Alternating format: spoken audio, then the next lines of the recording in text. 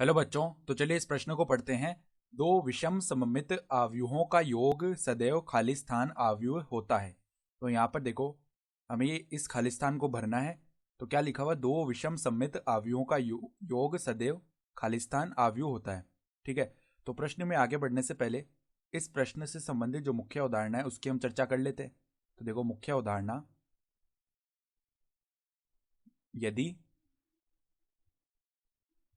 यदि P एक विषम सममित आव्यूह है, यदि P एक विषम सममित आव्यूह है, तो यहां से जो P का परिवर्त अर्थात P डैश का जो मान है वो किसके बराबर आता है, -P के बराबर। तो विषम सममित आव्यूह के लिए ये स्थिति होती है। तो अब देखो वो क्या कह रहा है, दो विषम सममित आव्यूहों का योग। तो मान लेते हैं, देखो माना माना कि दो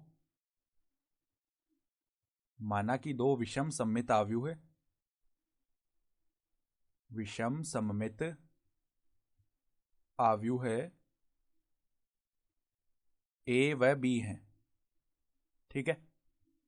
तो अगर ये विषम सममित आव्यूह हैं तो हम क्या बोल सकते हैं, ए का जो परिवर्त है वो -A के बराबर आएगा और बी का जो परिवर्त है वो -B के बराबर आएगा। ठीक है, ये तो हम लिख सकते हैं। तो अब देखो, इनका जो योग आएगा a प्लस बी, हम क्या करते हैं उसका एक बार परिवर्त निकाल के देखते हैं। ठीक है। तो इसका परिवर्त किसके बराबर में आएगा, a का परिवर्त प्लस में b का परिवर्त। ठीक है। तो a का परिवर्त क्या है, -A, और b का परिवर्त क्या है, माइनस में b। तो अगर यहाँ से माइनस हमने उभयनिष्ठ ले लिया तो -A प्लस बी ये आ जाएगा। तो अब हम क्या देख पा रहे हैं कि a प्लस बी का जब हमने परिवर्त लिया तो माइनस में a प्लस बी आ गया, अर्थात a प्लस बी भी एक विषम सममित आव्यूह होगा। तभी इसका परिवर्त निकालने पर इसका क्या हो रहा है, ऋणात्मक मान आ रहा है। ठीक है। यानी कि अगर हम a प्लस बी को एक नया आव्यूह c बोल दें तो c का परिवर्त -C के बराबर आ रहा है, तो हम क्या बोल सकते हैं, c भी एक विषम सममित आव्यूह है। तो यहां से हम क्या बोल सकते हैं, अतः अतः दो विषम सममित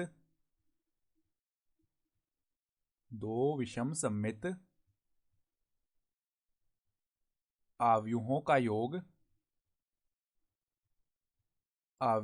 योग सदैव विषम सममित आव्यूह होता है, विषम सममित आव्यूह होता है। ठीक है। तो खाली स्थान में क्या आ जाएगा, विषम सममित आ जाएगा। और यही हमारा उत्तर हो गया। तो आशा करता हूं कि आपको ये प्रश्न समझ में आया होगा। धन्यवाद।